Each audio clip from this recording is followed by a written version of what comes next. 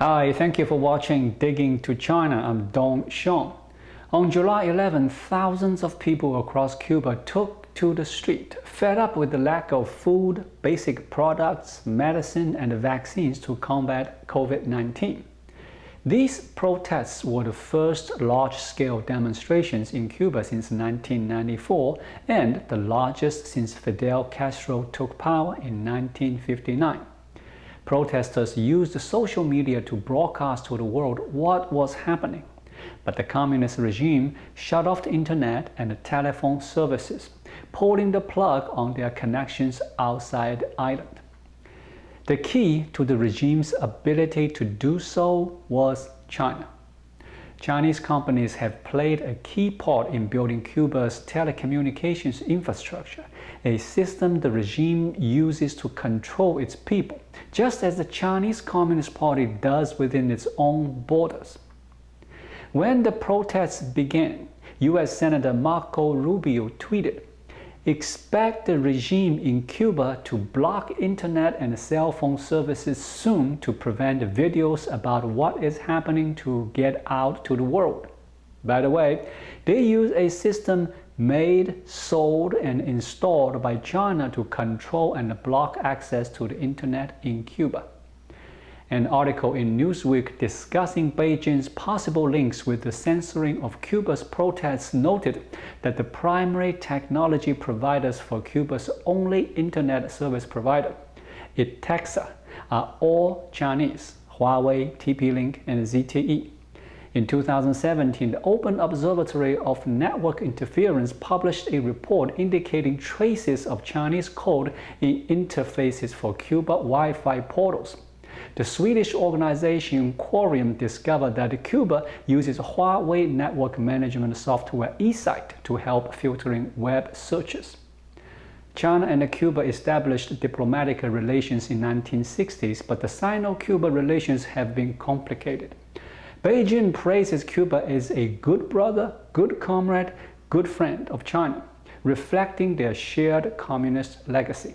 However, the two were on opposite sides of the Sino-Soviet split during the Cold War and, in some cases, on opposite sides of national liberation struggles in Africa. During that period, Mao Zedong and Fidel Castro verbally sparred over ideological supremacy. Mao accused Castro of revisionism, a serious offense within communist orthodoxy. When China reduced rice shipments to Cuba, Castro accused it of joining the U.S. embargo. Following Mao's death, Castro characterized the late leader by saying that Mao destroyed with his feet what he did with his head. United States' strong reaction to the Soviet deployment of missiles in Cuba in 1961 deterred China's dealing with Cuba. The incident was well known in China. China's interpretation was that U.S. would not tolerate China getting too close to Cuba. Doing so would have potentially risked China's broader goals of building a strong and wealthy state through commercial dealings with the U.S., including financial interdependence, investment by Western companies, and access to U.S. technology. In the 1990s, the Soviet Union collapsed and the Soviet aid to Cuba ended. China stepped up support. Since 1993, high-level government officials from China have visited Cuba 22 times. Cuban high-level government officials have visited China 25 times since 1995. During a visit to the island in 2014, President Xi Jinping said, "The two countries advance hand in hand on the road on the path of the construction of socialism with its own characteristics, offering reciprocal support on issues related to our respective vital interests." China recognized Cuba's geostrategic importance due to its position in the Caribbean. Cuba can exert influence over the southeastern maritime approach to the United States, which contains vital sea lanes leading to ports in Miami, New Orleans, and Houston. With an increased presence in Cuba, China could potentially block American ports without actually blocking them. just like U.S. naval bases and installations pose a similar challenge to China around the first island chain and the Straits of Malacca. Cuba's influence in the Caribbean also makes it a useful proxy through which Beijing can pressure the 4 countries in the region that recognize Taiwan to switch recognition. When the United States began opening up to Cuba under the Obama administration in 2014, China recognized the potential for a more robust relationship with Cuba and races to catch up. Chinese firms secured a project to expand Cuba's Santiago container terminal, funded by a $120 million Chinese bank loan. Chinese biopharmaceutical firms have set up operations in Cuba's Mario Free Trade Zone. China has even set up an artificial intelligence center on the island.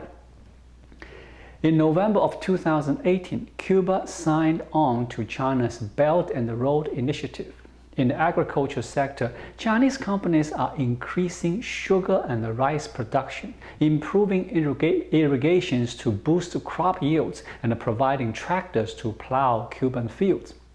Beijing Enterprises Holdings is building a $460 million golf resort on the island. According to a 2016 article by China Business Network, China's contributions to Cuba's telecommunications development were firm as a rock in midstream. Cuba's Alba 1 undersea cable linking the island's telecommunication architecture to South America through Venezuela was partially financed and constructed by Chinese companies. In 2000, the Cuban government signed a contract with Huawei to set up fiber optic cables throughout the island. In recent years, Chinese companies like Huawei, ZTE, and TP-Link have further solidified their crucial role in providing Cuba's internet, including hotspot, telephones, and other infrastructure across the island. The same infrastructure the regime blacked out to squash protests last month. In Venezuela, Chinese telecommunications firm ZTE helped the Maduro regime establish the Fatherland ID card system, which it used to control not only voting, but the distribution of scarce food packages and more recently, COVID-19 vaccines.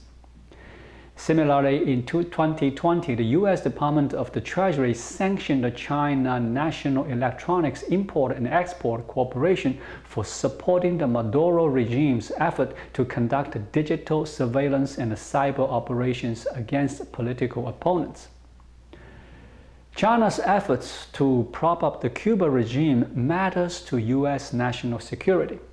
Cuba is connected to the United States through geographic proximity, historical connections, and family ties.